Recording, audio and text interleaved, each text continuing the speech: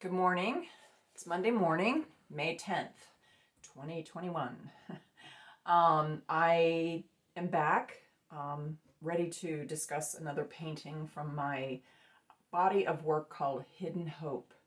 Um, the, the biggest stumbling block for me, and I think for many, is a word called shame. We talked about it last night in a group that I belong to on Sunday nights where we praise and we worship and we chat.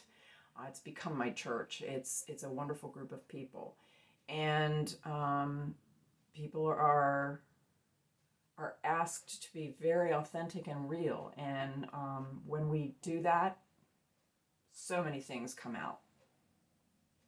So much goodness happens.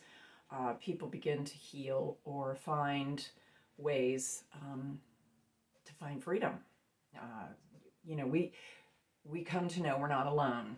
And so the whole reason why I'm doing this series of videos is because for so long, and even still now to this day, I find myself in dark places.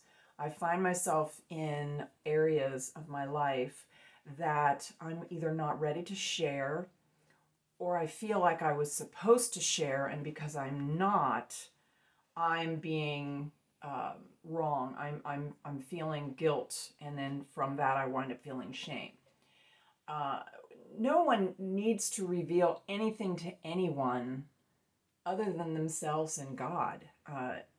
And we don't even need to reveal to God, because God knows everything about us. He knows us intimately. He knows everything we feel, everything we think, everything we hope for, everything we fear. He knows all of that.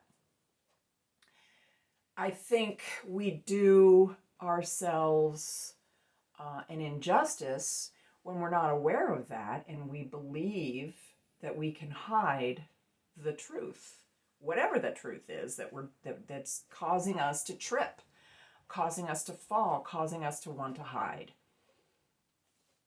My last video shared about isolation and hiding. Most of the time, we want to hide, we want to isolate because of the shame. There's shame that sometimes we don't even know what it is or where it came from.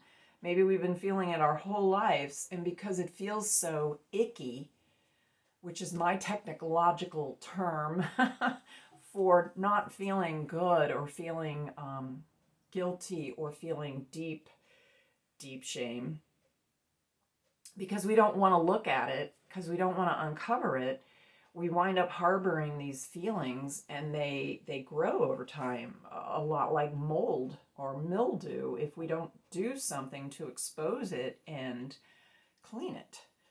And that is not to say that we are really bad people because we are hiding something. I would say the opposite is that we're so aware of good versus evil in this world that if we've been touched by evil in a way, even if it's not something that we did ourselves, if we've been exposed to evil, which abuse is evil, especially sexual abuse, when you're a child, that's evil, because you're being put in a situation that you could not possibly ask for. You're too young to understand it. And when someone is exposing you to that, who is in authority of some kind, or an older adult who's been on this earth longer than you have, they are abusing you. Even if they don't physically touch you, if they're touching you with knowledge that you're not ready to have because your brain just cannot comprehend it, then I believe, especially, as children, we wind up burying that stuff because we don't know what to do with it. And over time, it creates a film, so to speak, of shame. That film is very sticky and it's hard to get rid of. I believe the best way to get rid of it is to expose whatever it is that's causing the shame, and doing it in an atmosphere of complete safety where you know if you talk about what you're feeling, you are not going to be uh, questioned or judged. Somebody just wants to listen to what you have to say, and they may be able to say to you, I've been there. Or they'll be able to say to you, I am really sorry that happened to you. It should never have happened to you. And in those moments, we begin to realize that what did happen to us should not have happened to us. And because it did, and because we didn't deal with it and learn how to resolve it over the years, we wind up covered in a sticky film of shame. Our hearts are broken. We have an identity crisis many times because of it. We don't know who we are. We think we don't fit in places because we've been told,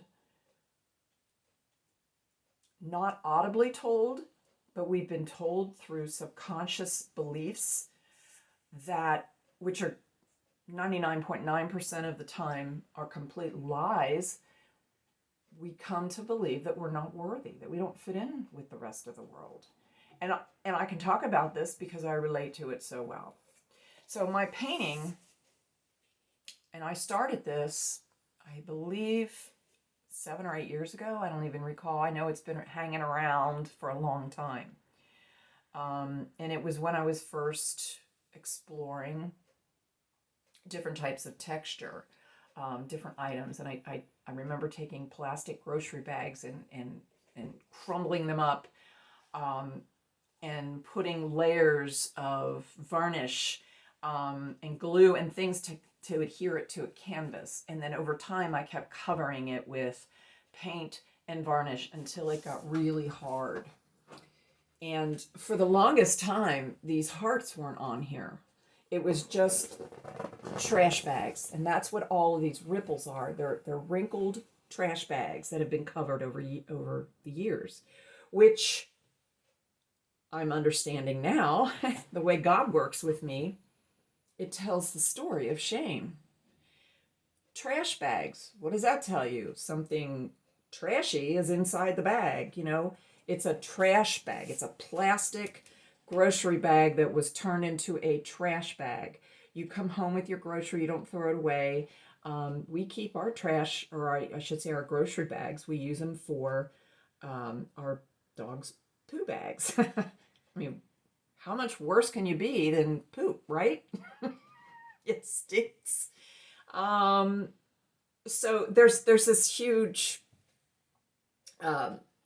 reflection of what someone feels when they're living their life in shame. So over the years, this started out yellow and gray. It's far from yellow and gray. I as an artist, when you're painting and you're not really happy with what something looks like, you usually will put it aside, you'll turn it around, you won't look at it for a long time, then you get it out and you see what it is that needs to be saved, resurrected, cleaned up, whatever, or changed. Again, this is a process of painting. And what this painting has revealed, which I call it the reveal, it is revealing the ways shame has covered my heart over the years and the things that I used to try to cover up what I was feeling deep inside. I've always been a crazy person for jewelry. My mother was too. And baubles and treasures and all kinds of things. So this is a picture that is it took my heart apart. That's what shame did for me. That's what a lot of the abuse did. It like cut my heart in half, and it emptied out the goodness that was in there, that God put in there, and it got filled up with stuff that really meant nothing. It was just exterior, man-made things that I could use to cover, to mask my pain.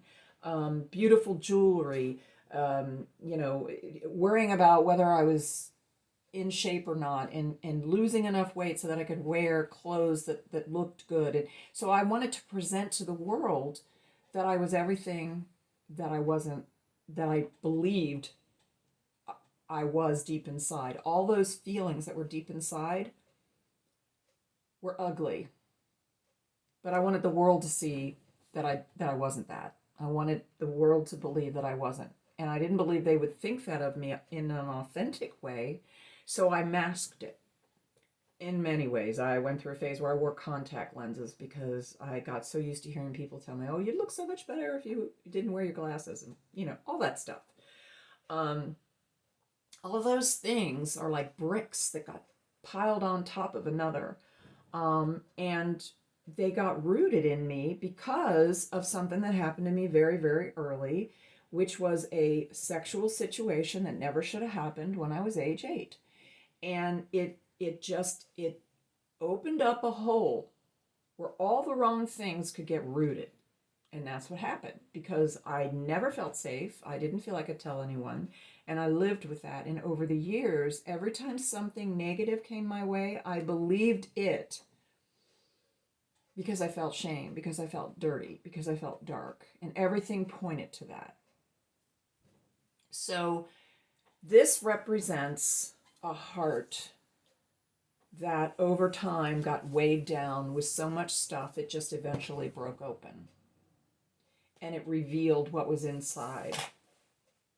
And this part of the heart has been covered in a new exterior. It's still dealing with some age. It's aged. It's got some cracks and crevices, but it's also been repaired, and it's been redeemed, and it's new. That's what this painting depicts, is the revealing of a broken heart that felt totally damaged beyond repair. But because I was willing to expose it in the right place and allow God to come in to my life and show me that he was always with me. There's butterflies in here, old lace butterflies. That it was part of a trim, and it was in a box that belonged to my grandmother. So very, very old. And so I used these butterflies to say, you know, this is a heart that can live and breathe again. It's damaged, it's broken, it's got cracks, but that's okay. It's still worthy to be redeemed. So I'm learning that, and I'm still struggling with it. And I want you to know that just because I'm on this journey, this hidden hope of healing journey, it doesn't mean I have all the answers. It doesn't mean that every single thing that I do in my life now is perfect and good and everything comes my way, because it doesn't. I still struggle. I need others. I need people in my life who will breathe into me life, who will remind me daily that he is breathing life into me. When you're by yourself, I have those moments where I just feel such joy because I know that my God is with me and that he's always been with me. And I have these great, great moments, and sometimes full days and even days in a row. But then I'll hit a spot. I'll have a day. This weekend was one of them. It was up and down. And yesterday it really bottomed out for a while. And I find myself in my mind going around in circles, or going around a bend and continually expecting to have something awful pop up that's going to tell me this is all just a ruse. This isn't real. What you're feeling, you know, the joy is just, it's a nice thing that you're going to feel occasionally, but it's not reality. So I'm here to tell you that does continue. It happens less and less. And when it does happen, I have the tools now where I can go and I can stop and remind myself and reveal the truth. This is a lie. This is the truth. I don't have to be perfect. I don't have to know everything. I don't have to be completely clean in order to go to my Lord and Savior and proclaim that I'm worthy, that I was put on this earth with amazing talent, that I have a heart that's big and open, and that I want desperately to have people share in my life in an authentic way where we can sit down and we can talk. We can maybe disagree. We're not always going to be on the same, wavelength.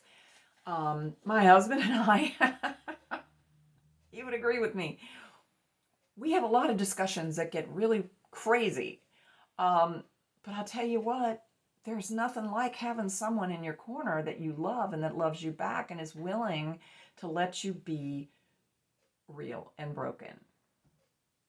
So my prayer, my hope, my desire is to uncover that stuff inside of me and do it in a public manner where you can see it and know you don't have to be afraid to do this. You can talk about it with others who get it. And we can come alongside each other and hold hands and get through this together. And when you're down, I'll lift you up. And when I'm down, I pray you will lift me up. That's what this is about. That's what this life's about. And then to be able to proclaim it and to be able to say, my Lord and Savior has always been there for me. And what he has for me is worth walking through the sticky, icky muck of life. Because on the other side, there isn't going to be any sticky anymore. It's not going to be icky. It's going to be beautiful. It's going to be bright. And these things that were damaged are going to be completely redeemed. So shame is not something we are meant to hang on to.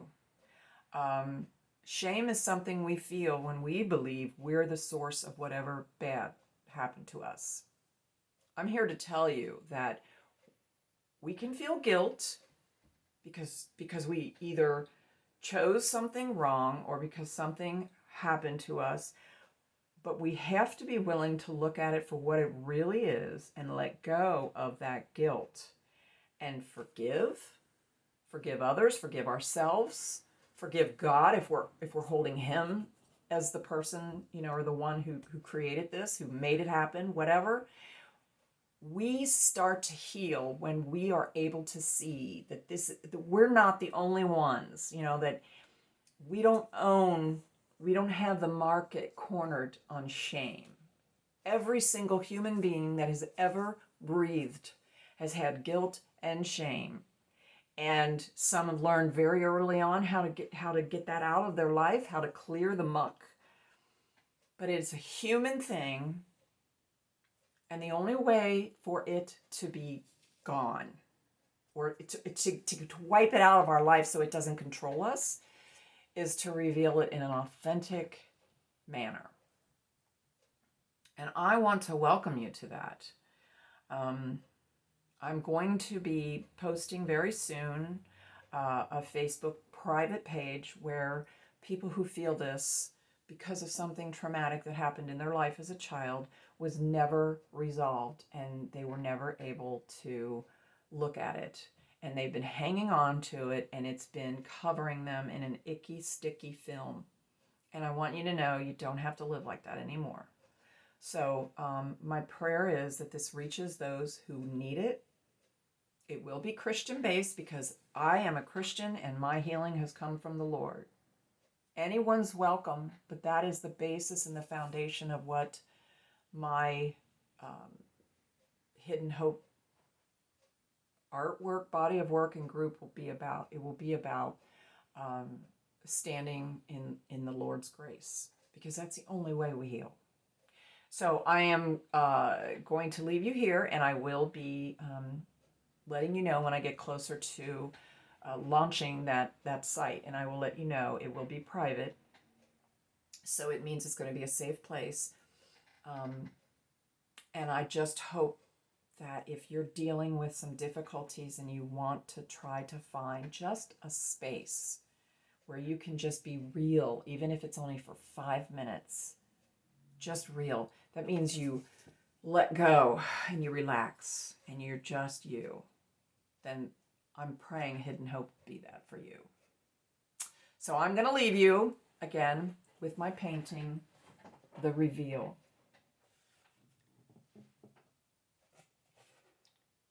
Yes, I have a heart that's been damaged and broken, but it has been repaired, redeemed, and my spirit is going to live forever because of that, in a good way.